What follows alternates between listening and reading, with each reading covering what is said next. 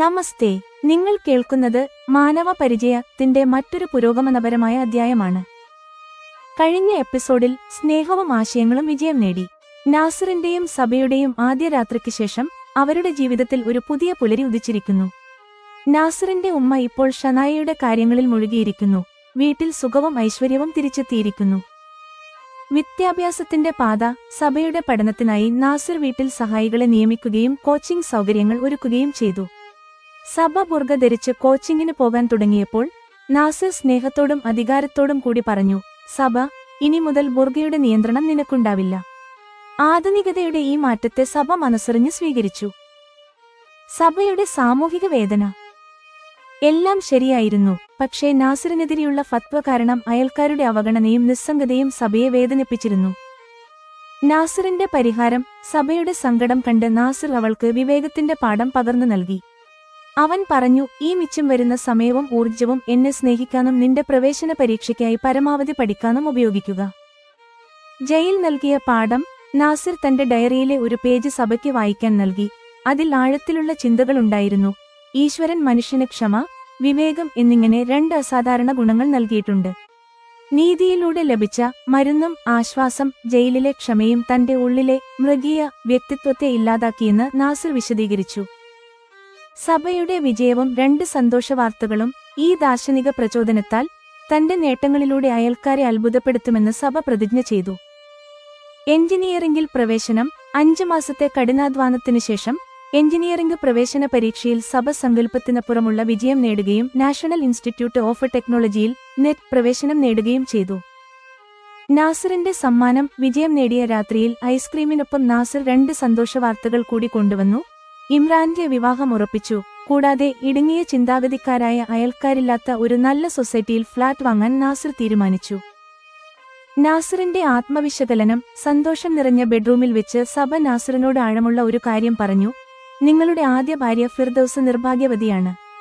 നിങ്ങളെപ്പോലെ ഇത്രയും മാന്യനായ ഒരു ഭർത്താവിന് ലഭിച്ചിട്ടും അവർക്ക് നഷ്ടപ്പെട്ടല്ലോ. അപൂർവമായ ഏറ്റുപറച്ചിൽ.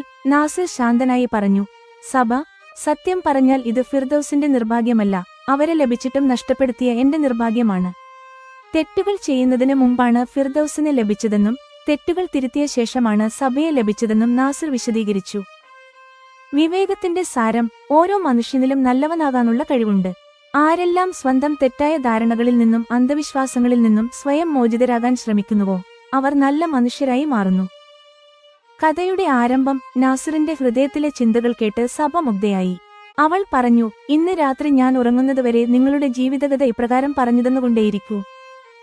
കേൾക്കുക. നാസിർ തന്റെ ജീവിതകഥ ഒരു കഥ പോലെ പറഞ്ഞു തുടങ്ങുന്നു. ആ കഥ അവനെ ഒരു മതഭ്രാന്തനായ മൃഗത്തിൽ നിന്ന് പുരോഗമന ചിന്താഗതിയുള്ള മനുഷ്യനായി മാറ്റിയത് എങ്ങനെയെന്ന് മാനവ പരിചയത്തിൽ നിങ്ങൾ കേൾക്കും. അധ്യായം 18. വിവേകത്തിന്റെ ഉണർവും നവജീവന സങ്കല്പവും. നാസിറും സബയും കണ്ണുതുറന്നപ്പോൾ അവരുടെ ജീവിതത്തിൽ പുതിയൊരു പുലരി ഉദിച്ചിരുന്നു. ഉമ്മ അപ്പോഴേക്കും പ്രാതലും ചായയും തയ്യാറാക്കിയിരുന്നു. ദൈനംദിന കാര്യങ്ങൾക്ക് ശേഷം സബയും നാസിറും ടേബിളിനടുത്ത് വന്നപ്പോൾ അവരെ സന്തോഷത്തോടെ കണ്ട് ഉമ്മ ഏറെ വികാരാധീനയായി. കഴിഞ്ഞ കാലം ഒരു ദുസ്വപ്നം പോലെ കടന്നുപോയെന്ന് അവർക്ക് ആശ്വാസം തോന്നി. ഇന്ന് നാസിറിന്റെ വാപ്പ ജീവിച്ചിരുന്നെങ്കിൽ ഈ കുട്ടികളെ സന്തോഷത്തോടെ കണ്ട് മറ്റൊരു 40 വർഷം കൂടി ജീവിക്കാൻ ആഗ്രഹിക്കുമായിരുന്നു എന്ന് അവർ ഓർത്തു. ഉടൻ തന്നെ നാസിർ ഒരു പാചകക്കാരനെ നിയമിച്ചു. വീട്ടിൽ എല്ലാ സൗകര്യങ്ങളും ഒരുക്കപ്പെട്ടു. ഇപ്പോൾ ഉമ്മ ഷനായയോടൊപ്പവും വീട്ടുജോലിക്കാരെ മേൽനോട്ടം വഹിക്കുന്നതിലും തിരക്കിലാണ്. നാസിറിന്റെ വാപ്പയുടെ മരണശേഷം ഉമ്മയുടെ ജീവിതത്തിലുണ്ടായ ശൂന്യത ഷനായയുടെ വരവ് നികത്തി. സബയ്ക്ക് പഠിക്കാനും നാസിറിനൊപ്പം സമയം ചെലവഴിക്കാനും അവർ പൂർണ്ണ സ്വാതന്ത്ര്യം നൽകി. ചുരുക്കത്തിൽ പറഞ്ഞാൽ പരസ്പര ധാരണയിലൂടെ ഈ വീട്ടിൽ ആ പഴയ സുഖസന്തോഷങ്ങൾ തിരിച്ചെത്തിയിരിക്കുന്നു. നാസിർ ഫിർദൌസിന് തലാഖ് ചൊല്ലിയപ്പോൾ അകന്നുപോയ സന്തോഷങ്ങൾ. സബയ്ക്ക് പഠനം ശീലമില്ലാതിരുന്നതുകൊണ്ട് പുസ്തകങ്ങൾ വായിക്കുന്നത് അല്പം പ്രയാസമായി തോന്നി. ഇത് ശ്രദ്ധിച്ച നാസിർ സബയ്ക്കായി കോച്ചിംഗ് ക്ലാസുകൾ ഏർപ്പെടുത്തി. സബയെ കോച്ചിങ്ങിന് കൊണ്ടുപോകാനും തിരികെ കൊണ്ടുവരാനും നാസിറോ ഇമ്രാനോ നേരിട്ട് പോകണമെന്ന് തീരുമാനിച്ചു. ആദ്യ ദിവസം നാസിറിനൊപ്പം കോച്ചിങ്ങിന് പോകുമ്പോൾ സബ ബുർഗ ധരിച്ചു. നാസിർ അത് കണ്ട് ബുർഗ മാറ്റാൻ ആംഗ്യം കാണിച്ചുകൊണ്ട് ഇപ്രകാരം പറഞ്ഞു, സബ, ഇനി മുതൽ ബുർഗയുടെ നിയന്ത്രണം നിനക്കുണ്ടാവില്ല. നാസിറിന്റെ നാവിൽ നിന്ന് ആ വാക്ക് കേൾക്കുന്നത് സബയ്ക്ക് വലിയ ആശ്വാസം നൽകി. അവൾ നാസിറിനോട് ശരി, നന്ദി എന്ന് പറഞ്ഞു. അങ്ങനെ സബയുടെ പഠനവും കോച്ചിങ്ങും ആരംഭിച്ചു. പുതിയ വീട്ടിലെല്ലാം അനുകൂലമാണെങ്കിലും സബയ്ക്ക് ഒരു കാര്യം അല്പം പ്രയാസമുണ്ടാക്കുന്നുണ്ടായിരുന്നു. നാസിർ സാമൂഹികമായി ഒറ്റപ്പെട്ടതുകൊണ്ട് അയൽക്കാരുടെ അവഗണനയും നിസ്സംഗതയും അവളെ അലട്ടിയിരുന്നു. ഇടയ്ക്കിടെ സഭ വിചാരപ്പെട്ടുകൊണ്ടിരിക്കുന്നത് നാസിർ തന്റെ സൂക്ഷ്മമായ കണ്ണുകളാൽ ശ്രദ്ധിച്ചു. ഒരു ദിവസം സഭ അങ്ങനെ സങ്കടപ്പെട്ടിരിക്കുന്നത് കണ്ട് നാസിർ ചോദിച്ചു, എന്തുപറ്റി സഭ? എന്നെ വിവാഹം കഴിച്ചതിൽ നിനക്ക് എപ്പോഴെങ്കിലും സങ്കടം തോന്നുന്നുണ്ടോ? സഭ മറുപടി നൽകി, ഇല്ല, അങ്ങനെയൊന്നുമില്ല. ഭാര്യയെ പ്രോത്സാഹിപ്പിക്കുന്ന നിങ്ങളെപ്പോലെ ഒരു ഭർത്താവിന് ലഭിച്ച ഏത് ഭാര്യയും ഭാഗ്യവതിയാണ്. നാസിർ അപ്പോൾ ഇങ്ങനെ ചോദിച്ചു, പിന്നെ എന്തുകൊണ്ടാണ് ഇന്ന് നിന്റെ മുഖം ഇങ്ങനെ സങ്കടപ്പെട്ടിരിക്കുന്നത്? സഭ ഇങ്ങനെ പറഞ്ഞു, ഇവിടെ അയൽക്കാരുടെ പെരുമാറ്റവും സംസാരവും കാണുമ്പോൾ എനിക്കിടയ്ക്ക് പേടി തോന്നുന്നു. എന്റെ വാപ്പയുടെ വീടിന്റെ അടുത്ത് അയൽക്കാർ ഞങ്ങളെ അത്രയധികം സ്നേഹിച്ചിരുന്നു. അതിന് വിപരീതമായി ഇവിടെ ഞങ്ങളോട് അത്ര തന്നെ വെറുപ്പുള്ളതുപോലെ തോന്നുന്നു. അപ്പോൾ നാസിർ ഇങ്ങനെ പറഞ്ഞു, സഭ, അയൽക്കാരുടെ ഈ മാറ്റം എനിക്കെതിരെയുള്ള ഫത്വ കാരണമാണ്. അല്ലെങ്കിൽ ഇതിനു മുമ്പ് എന്റെ മാതാപിതാക്കളുടെ സൗഹൃദം കാരണം ഇവരെല്ലാം ഞങ്ങളോട് വലിയ സ്നേഹത്തിലായിരുന്നു. സഭ അപ്പോൾ ചോദിച്ചു, അവരുടെ ഈ അവഗണന മാറ്റാൻ എന്തെങ്കിലും വഴിയുണ്ടോ? നാസിർ മറുപടി നൽകി, സഭ, നീ നിന്റെ കാഴ്ചപ്പാട് അല്പം മാറ്റി നോക്കൂ. എല്ലാവരെയും വിഷമിപ്പിക്കുന്ന ഇതേ സാഹചര്യത്തിൽ നമുക്ക് ചില അധിക അവസരങ്ങളുണ്ട്. ഇവിടുത്തെ സാഹചര്യത്തിൽ അവസരങ്ങൾ തിരിച്ചറിഞ്ഞ് സമയം ശരിയായി ഉപയോഗിച്ചാൽ നിനക്ക് നിന്റെ കഴിവുകൾ മെച്ചപ്പെടുത്താം. ജീവിതത്തിൽ വലിയ വിജയങ്ങൾ നേടാം. ഇതിന് സഭ ഇങ്ങനെ ചോദിച്ചു, നിങ്ങൾ പറയുന്നത് ശരിയാണ്, പക്ഷേ ഈ സാഹചര്യത്തിൽ ഞാൻ എങ്ങനെ പൊരുത്തപ്പെടണം? നാസിർ ഇതിന് വികൃതിയായി മറുപടി നൽകി, ഇവിടെ നിന്നോട് സംസാരിക്കാനോ ഇടപെടാനോ ആരുമില്ല. അതുകൊണ്ട് നിന്റെ വിലപ്പെട്ട സമയവും ഊർജ്ജവും ലാഭിക്കാം. ഈ മിച്ചം വരുന്ന സമയവും ഊർജ്ജവും എന്നെ സ്നേഹിക്കാനും നിന്റെ പരീക്ഷയ്ക്കായി നന്നായി പഠിക്കാനും ഉപയോഗിക്കൂ. ആ വാക്കുകളിൽ നാണിച്ച് സഭ തന്റെ മുഖം നാസിറിന്റെ നെഞ്ചിൽ ഒളിപ്പിച്ചു. അപ്പോൾ നാസിർ അവളെ ചേർത്തുപിടിച്ച് ഇപ്രകാരം പറഞ്ഞു, വാവ് സഭ, നീ എത്ര ബുദ്ധിമതിയാണ്. ആദ്യ നിമിഷം മുതൽ നീ എന്റെ ഉപദേശം നടപ്പിലാക്കാൻ തുടങ്ങിയല്ലോ. നാസിറിന്റെ തമാശ കേട്ട് സഭ പൊട്ടിച്ചിരിച്ചു. അങ്ങനെ സഭയുടെ സങ്കടം അവസാനിച്ചു. അപ്പോൾ നാസിർ ഇങ്ങനെ പറഞ്ഞു, സഭ, ഞാൻ 3 വർഷം ജയിലിൽ കഴിഞ്ഞു. ജയിൽ എന്ന ചിന്ത തന്നെ ആരെയും ഭയപ്പെടുത്തും. പക്ഷേ പ്രതികൂല സാഹചര്യങ്ങളിൽ ഞാൻ അവിടെ നിന്ന് ഒരു കാര്യം പഠിച്ചു. നമ്മൾ കഷ്ടകാലത്തെ ശരിയായി നേരിട്ടാൽ അത് നമ്മുടെ ജീവിത ദർശനത്തിന് ശരിയായ ദിശ കാണിച്ചുതരുന്ന പാഠങ്ങൾ നൽകും. ഞാൻ ഇപ്പോൾ വർക്ക്ഷോപ്പിലേക്ക് പോകുകയാണ്. നീ പഠനത്തിനിടയിൽ ക്ഷീണം തോന്നുമ്പോൾ എന്റെ ഡയറിയിലെ ഈ പേജ് ഒന്ന് വായിക്കൂ എന്ന് പറഞ്ഞുകൊണ്ട് നാസിർ ഒരു ഡയറി സഭയ്ക്ക് നൽകി. നാസിർ പറഞ്ഞതുപോലെ തന്നെ സഭ പിന്നീട് ആ ഡയറി വായിച്ചു. അന്ന് സഭ തുടർച്ചയായി 3 മണിക്കൂർ പഠിച്ച ശേഷം ഡയറിയിലെ ആ പേജ് തുറന്നു. അതിൽ നാസിറിന്റെ കൈപ്പടയിൽ ഇങ്ങനെ എഴുതിയിരുന്നു, ഈശ്വരൻ മനുഷ്യന് ക്ഷമ, വിവേകം എന്നിങ്ങനെ 2 അസാധാരണ ഗുണങ്ങൾ നൽകിയിട്ടുണ്ട്. ഇവ ഉപയോഗിച്ച് ഏതൊരു മനുഷ്യനും തന്റെ ജീവിതത്തിലെ എത്ര വലിയ തെറ്റും തിരുത്താം, അല്ലെങ്കിൽ എത്ര വലിയ നഷ്ടത്തെയും അതിജീവിച്ച് മറ്റുള്ളവരെക്കാൾ വലിയ നേട്ടങ്ങൾ സ്വന്തമാക്കാം. പക്ഷേ നിർഭാഗ്യവശാൽ പലരും ഈ ഗുണങ്ങൾ ഉപയോഗിക്കാറില്ല. പ്രത്യേകിച്ച് ഇന്നത്തെ സാഹചര്യത്തിൽ ഒരാൾ ക്ഷമയും വിവേകവും കാണിക്കുന്നത് വളരെ അപൂർവമായിരിക്കുന്നു. ഇന്ന് മനുഷ്യർക്കിടയിൽ അന്ധമായ മത്സരമാണ്. മുന്നിലെത്താനുള്ള തത്രപ്പാടിൽ അവർക്ക് ലഭിച്ച ഈ ഗുണങ്ങളും കഴിവുകളും അർത്ഥശൂന്യമായി തോന്നുന്നു.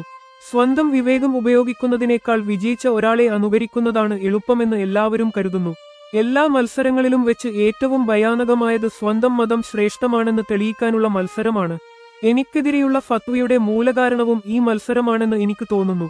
അപ്പോഴാണ് യാദൃശ്ചികമായി ജഡ്ജി ഹരിശ്ചന്ദ്രയിൽ നിന്ന് ലഭിച്ച നീതി എന്നിലെ ഉറങ്ങിക്കിടന്ന വിവേകത്തെ ഉണർത്തിയത്.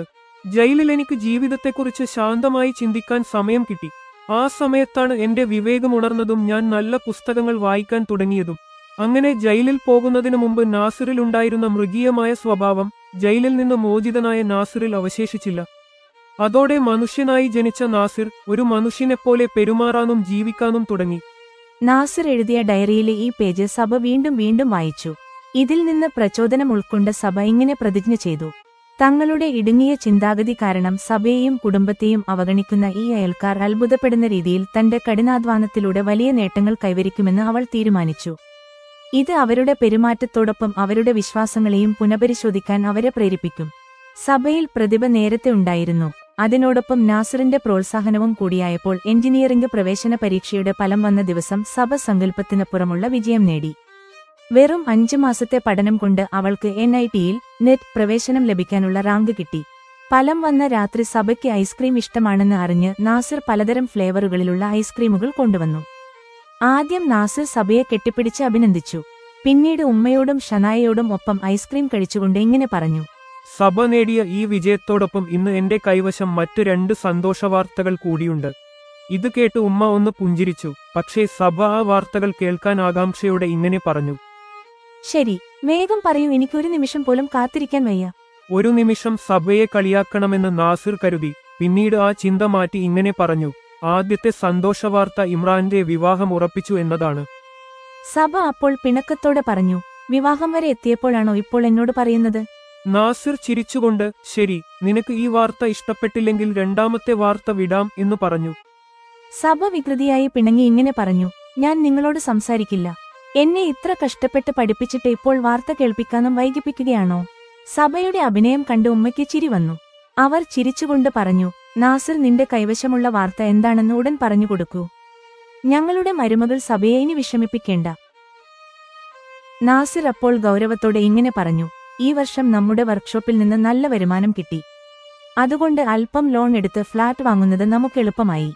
ഒരു നല്ല സൊസൈറ്റിയിൽ ഫ്ളാറ്റ് വാങ്ങാൻ ഞാൻ തീരുമാനിച്ചു. സബ സന്തോഷത്തോടെ ചോദിച്ചു. ശരി, ആ സൊസൈറ്റി എവിടെയാണ്? നാസിർ ഇങ്ങനെ പറഞ്ഞു. അത് നിന്റെ കോളേജിന് അടുത്താണ്. കൂടാതെ അവിടുത്തെ ആളുകൾ ഇവിടുത്തെപ്പോലെ ഇടുങ്ങിയ ചിന്താഗതിയുള്ളവരല്ല. അവിടെ താമസിച്ചാൽ നമുക്ക് അയൽക്കാരുടെ അവഗണന സഹിക്കേണ്ടി വരില്ല. ഉമ്മ അപ്പോൾ വിഷമത്തോടെ പറഞ്ഞു. പക്ഷേ നാസിർ മോനെ, ഇത് നമ്മുടെ തറവാട് വീടല്ലേ? നാസിർ ബഹുമാനത്തോടെ ഇങ്ങനെ മറുപടി നൽകി. ഉമ്മ, ഇത് നമ്മൾ ഒരു പാവപ്പെട്ട മനുഷ്യന് കുറഞ്ഞ വിലയ്ക്ക് കൊടുക്കും. അവൻ ഇത് നന്നായി നോക്കിക്കോളും. മാത്രമല്ല അവന്റെ കുടുംബത്തിന്റെ വളർച്ചയ്ക്ക് ഈ വീട് ഒരു വഴിയായി മാറുകയും ചെയ്യും.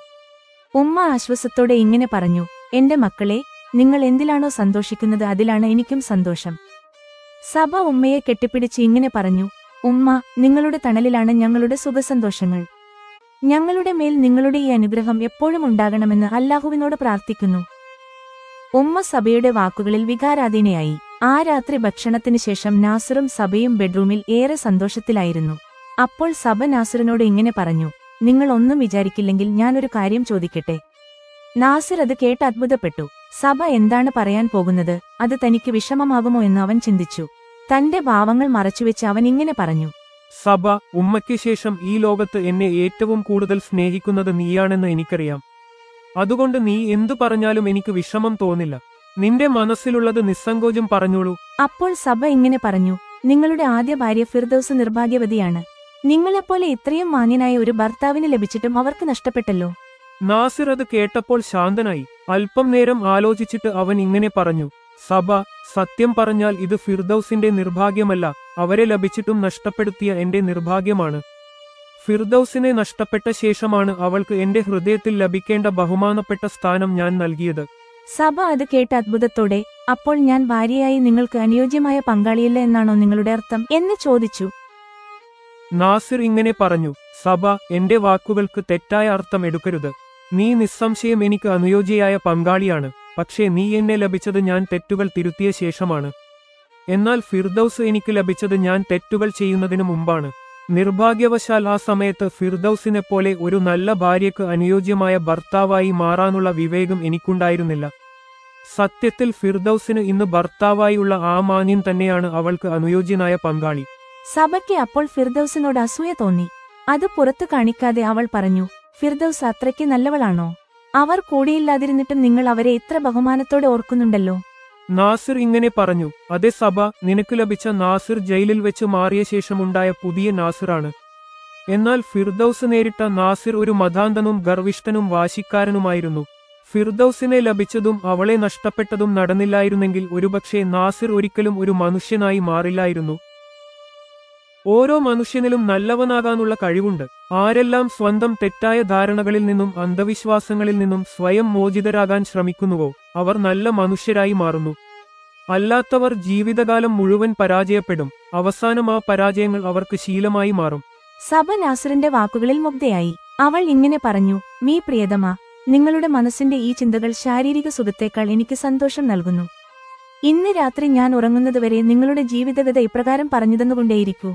നാസിർ വെള്ളം കുടിച്ച് സബയോട് ഏത് കാര്യം പറയുന്നതാണ് ശരിയെന്ന് ആലോചിച്ചു. ഇതിനിടയിൽ സബ വാഷ്റൂമിൽ നിന്ന് വന്ന് പുതച്ചു കിടന്നു. അപ്പോൾ നാസിർ ലൈറ്റ് അണച്ച് സബയോടൊപ്പം കിടന്നു. നാസിർ തന്റെ ജീവിതകഥ ഒരു കഥ പോലെ സബയ്ക്ക് പറഞ്ഞുകൊടുക്കാൻ തുടങ്ങി.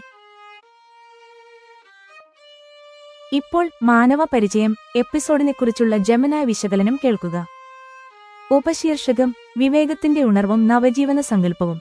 ഈ എപ്പിസോഡ് നാസിറിന്റെയും സബയുടെയും ബന്ധത്തിൽ ഒരു സ്ഥിരതയും ബൗദ്ധികമായ ആഴവും കൊണ്ടുവരുന്നു. ജയിൽ യാത്രയിൽ നിന്ന് നാസിർ നേടിയ ജീവിത ദർശനം സബയുടെ ഭാവിയെ രൂപപ്പെടുത്തുന്നു. സാമൂഹികമായ മുൻവിധികളേക്കാൾ വ്യക്തിപരമായ വളർച്ച നേടിയ വിജയമായി ഈ എപ്പിസോഡ് നിലകൊള്ളുന്നു. 1. സങ്കടത്തിൽ നിന്നുള്ള മോചനവും പുതിയ ജീവിത ദർശനവും. സാമൂഹികമായ ഒറ്റപ്പെടൽ. സബയുടെ സങ്കടത്തിന് കാരണം അയൽക്കാരുടെ അവഗണനയും സാമൂഹികമായ ഒറ്റപ്പെടലുമാണ്. നാസിറിന്റെ പോസിറ്റീവ് മാർഗനിർദ്ദേശം. സബയുടെ സങ്കടത്തെ നാസിർ പോസിറ്റീവ് ഊർജ്ജമായി മാറ്റുന്നു. ഒറ്റപ്പെടൽ മൂലം ലഭിച്ച സമയം പഠനത്തിനും സ്നേഹത്തിനും ഉപയോഗിക്കണമെന്ന് അവൻ വാദിക്കുന്നു. പ്രതികൂല സാഹചര്യങ്ങളെ അവസരങ്ങളാക്കി മാറ്റുന്ന പാഠം അവൻ പഠിപ്പിക്കുന്നു. Diary page. നാസിറിന്റെ സ്വഭാവ മാറ്റത്തിന് ഇത് പ്രധാന കാരണമാണ്. ക്ഷമയും വിവേകവും മനുഷ്യന്റെ വലിയ ഗുണങ്ങളാണെന്നും അവയിലൂടെ എത്ര വലിയ തെറ്റും തിരുത്താമെന്നും ഇത് പറയുന്നു. 2. സബയുടെ വിജയവും സമൂഹത്തിനുള്ള സവാളും. സബയുടെ സങ്കല്പം. നാസിറിന്റെ ഡയറി വായിച്ച ശേഷം സബ പോരാട്ടത്തിന്റെ വഴി തിരഞ്ഞെടുക്കുന്നു. തന്റെ വിജയങ്ങളിലൂടെ അയൽക്കാരെ അത്ഭുതപ്പെടുത്തുമെന്ന് അവൾ ഉറച്ചു തീരുമാനിക്കുന്നു. എഞ്ചിനീയറിംഗ് പ്രവേശനത്തിലെ വിജയം. നാസിറിന്റെ പ്രോത്സാഹനത്താൽ സബയ്ക്ക് നെറ്റിൽ സീറ്റ് ലഭിക്കുന്നത് വിദ്യാഭ്യാസത്തിന്റെയും അറിവിന്റെയും കരുത്ത് തെളിയിക്കുന്നു. പുതിയ ചുവടുവെപ്പ്. പുതിയ സൊസൈറ്റിയിൽ ഫ്ളാറ്റ് വാങ്ങാനുള്ള നാസിറിന്റെ തീരുമാനം സബയ്ക്ക് സമാധാനമുള്ള ഒരന്തരീക്ഷം നൽകാനുള്ള അവന്റെ ആഗ്രഹത്തെ കാണിക്കുന്നു. 3. ഫിർദൌസിന്റെ കാര്യത്തിൽ ആത്മപരിശോധന. ഫിർദൌസിനോടുള്ള ബഹുമാനം. ഫിർദൌസ് നിർഭാഗ്യവതിയാണെന്ന സബയുടെ വാക്കുകളോട് നാസിർ സത്യസന്ധമായി പ്രതികരിക്കുന്നു.